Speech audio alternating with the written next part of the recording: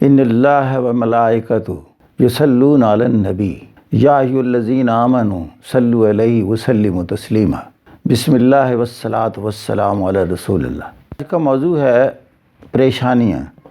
دنیا میں ہر شخص ایسے لگتا ہے جیسے کچھ نہ کسی پریشانی میں مبتلا ہے۔ کوئی بھی بندہ اپنے آپ کو نہیں کہہ سکتا کہ I'm very less.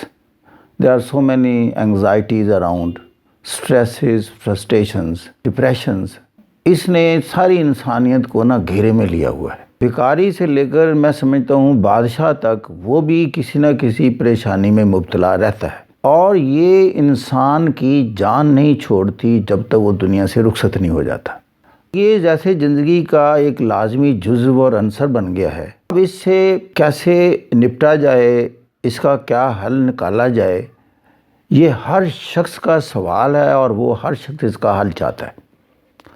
اور دنیا کے سارے سائیکالوجسٹ، ہیومن بیہیویئرسٹ، انٹلیکچوئلز اس کے لیے ریسیپیز پیش کرتے ہیں، حل بتاتے ہیں، لیکن میں دیکھتا ہوں یا میری آبزرویشن ہے کہ پریشانیوں سے صحیح معنوں میں جان نہیں چھوٹتی۔ میں نے جب اس پر غور کیا تو میں نے دیکھا کہ ہم لوگ پریشانیوں کا حل ڈھونڈتے رہتے ہیں۔ مثال کے طور پر کسی کے پاس پیسے کی کمی ہے تو وہ زیادہ پیسہ کمانے کی کوشش کرتا ہے، دنیا سے نسخے پوچھتا ہے، طریقہ کار ڈھونڈتا ہے اور زیادہ پیسے حاصل کرنے کی کوشش کرتا ہے۔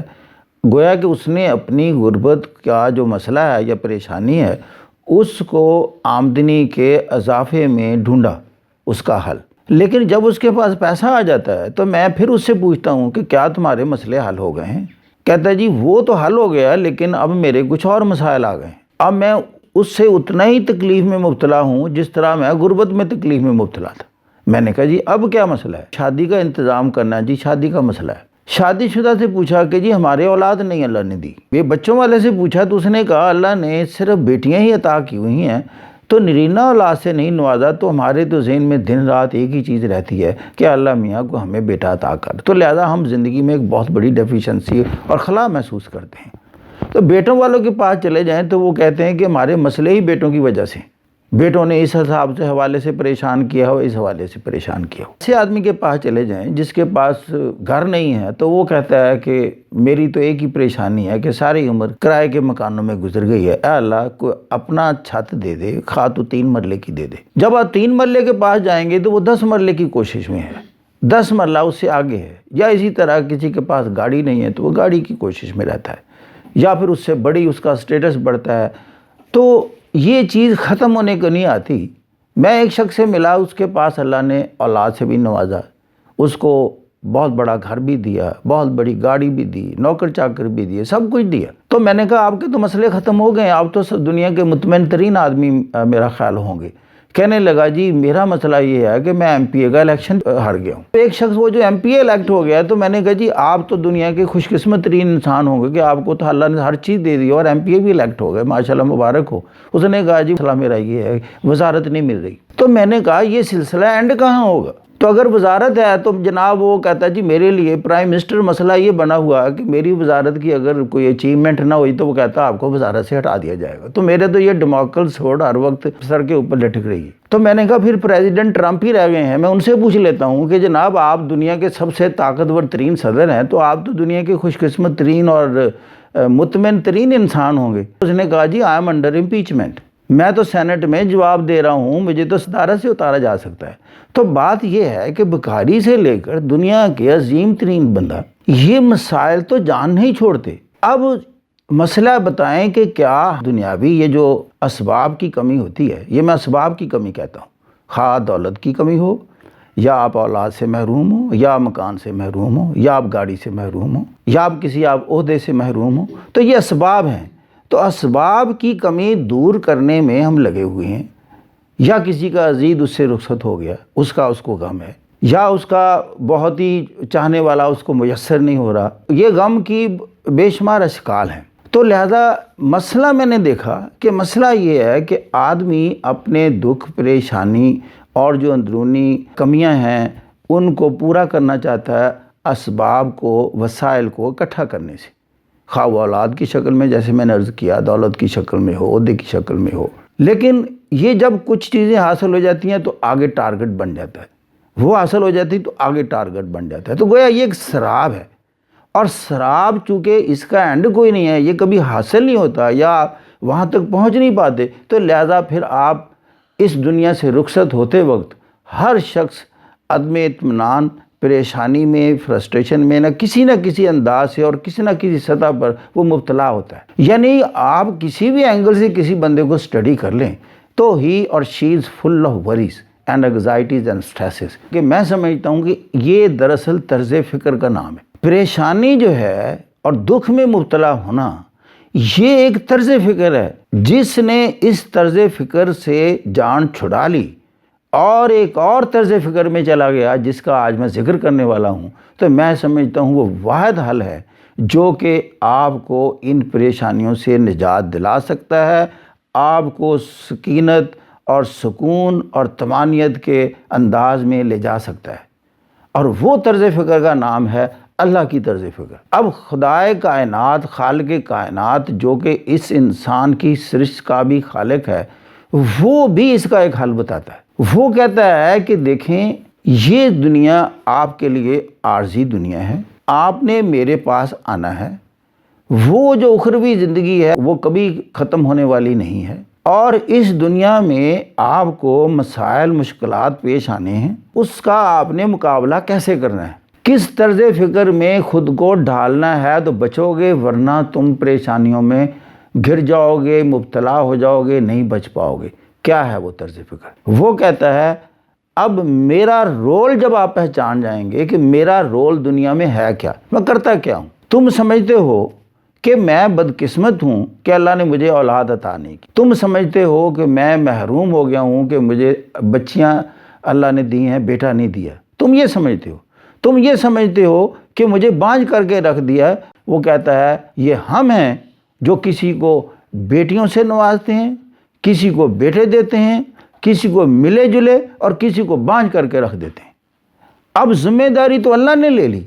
اب جو شخص خود کو اس اللہ کی رضا میں راضی کر لیتا ہے، وہ یہ سمجھ لے کہ یہ تو اللہ کی منشا ہے، وہ عبادت میں چلا گیا، وہ اس طرز فکر سے عبادت میں چلا گیا کہ وہ اللہ کی رضا میں راضی ہو گیا، کیونکہ اللہ نے دعویٰ کر دیا، بتا دیا کہ یہ I am responsible for this, you are not responsible، میں نے آپ کو ڈپرائیو کیا ہے، اس محرومیت میں لے کے گیا ہوں، اور جب آپ مان گئے کہ یہ اللہ کا کام ہے، میری کوئی کوتاہی کمی نہیں ہے، تو آپ گویا کہ آپ عبادت میں شامل ہو گئے، کیونکہ آپ نے اللہ کی بات مان لی۔ اس وقت جو آپ کو طمانینت حاصل ہوگی کہ میں تو اللہ کی طرز فکر میں جڑ گیا ہوں یا جڑ گئی ہوں، اس نے مجھے خاص طور پر ایسے بانجھ رکھا ہے اور مجھے قبول ہے، چونکہ میرے اللہ نے کہہ دیا ہے کہ I am responsible، میں نے چونکہ جانا ہی اس کے پاس ہے۔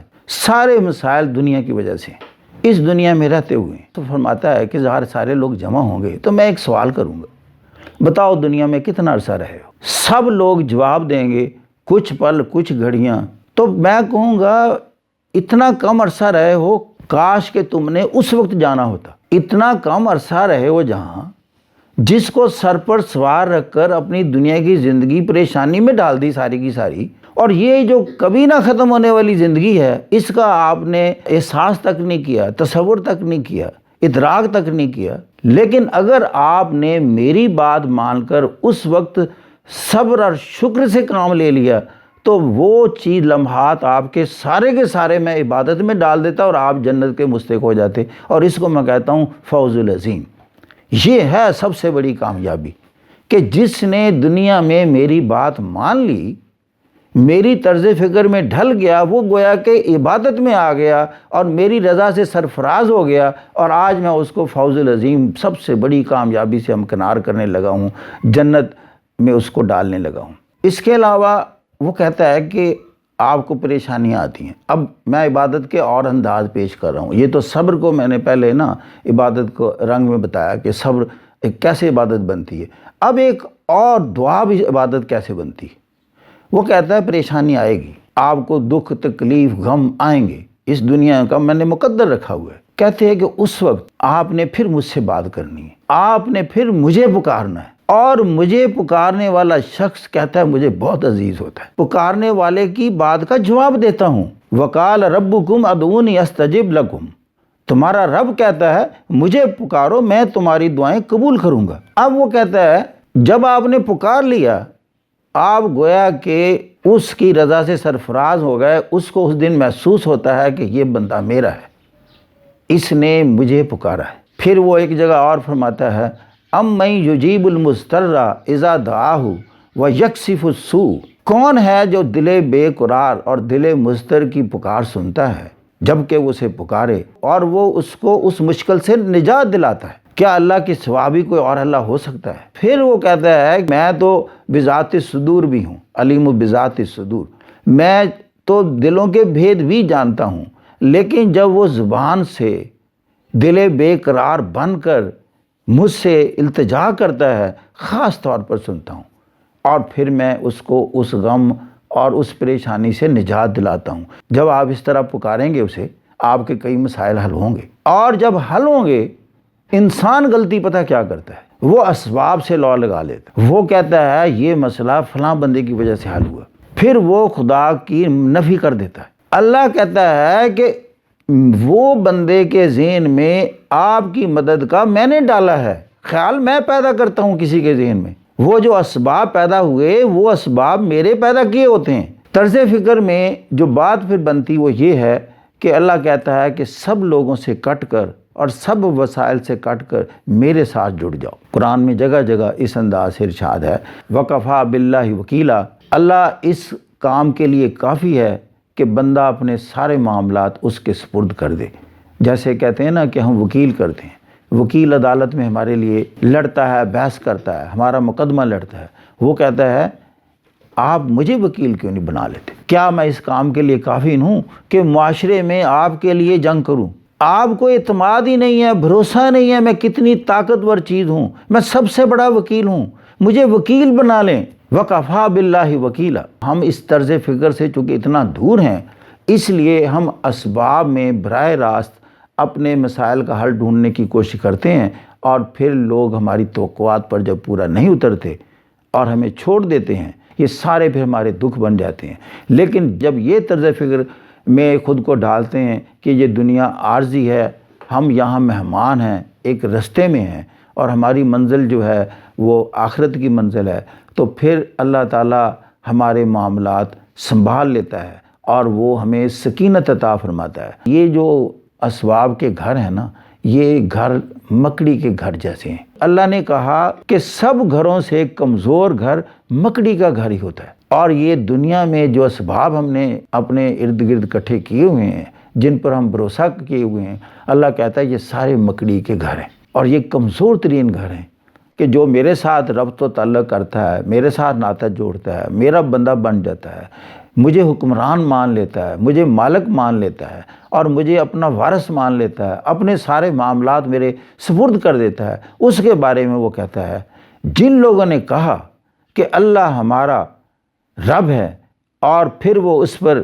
ثابت قدم رہے، یقیناً ان پر فرشتے نازل ہوتے ہیں اور ان سے کہتے ہیں کہ نہ ڈرو، نہ غم کرو، خوش ہو جاؤ اس جنت کی بشارت سے جس کا تم سے وعدہ کیا گیا ہے، ہم اس دنیا کی زندگی میں بھی تمہارے ساتھ ہیں اور آخرت میں بھی۔ یہ سورہ سجدہ میں ہے۔ یہ ہے ایک اللہ پر بھروسہ، اس پر ایمان، اعتقاد کی باتیں۔ لہذا یہ ایک طرز فکر کا نام ہے کہ بندہ ہر وقت اس سوچ میں رہے کہ جو کچھ میرے ساتھ ہو رہا ہے وہ اللہ کی منشا سے ہو رہا ہے۔ اگر اسے کوئی بیماری آ گئی تو وہ کہے اللہ نے یہ ایسے چاہا ہے، اگر کوئی چیز میسر ہو گئی اللہ کی مہربانی کہ اس نے عطا کر دی، اگر اس نے محروم کر دیا اللہ نے چونکہ ایسا چاہا ہے۔ اب آپ بتائیں دنیا میں جس کے ساتھ آپ کی بہت زیادہ محبت ہو تو اس کا آپ اظہار کیسے کرتے ہیں؟ آپ کو اس کی ساری چیزیں اچھی لگنا شروع ہو جاتی ہیں، یہ محبت کی انتہا ہوتی ہے۔ تو پھر جب اللہ سے محبت ہو جائے اور وہ کہہ دے کہ ہر چیز کا دار و مدار مجھ پر ہے، دنیا کی کوئی چیز میری منشا مرضی کے بغیر نہیں ہوتی، تو پھر وہ ہمارے ساتھ جتنے بھی معاملات ہو رہے ہیں اس کے معاملے میں بھی یہی کہے گا کہ میرے ساتھ اگر ایسے ہوا ہے میرے اللہ نے چاہا تھا۔ لہذا چونکہ اللہ نے چاہا ہے تو مجھے یہ ساری محرومیاں قبول ہیں، مجھے یہ سارے دکھ قبول ہیں، اگر یہ اللہ کا غم دیا ہوا ہے تو مجھے یہ بھی قبول ہے۔ تو پھر اس کے بعد میں سمجھتا ہوں وہ اس طرز فکر میں چلا گیا، اس کو کہتے ہیں سمدیت، بے نیازی کی کیفیت میں چلے جانا۔ اور یہ اللہ کی صفات میں ایک صفات ہے، یہ وہ واحد صفات میں سے صفات ہے جو اللہ کہتا ہے انسان خود میں پیدا کرے، اور اس کو سورہ اخلاص میں بیان کرتا ہے، قل هو اللہ احد اللہ الصمد۔ تو وہ کہتا ہے یہ صمد بنو،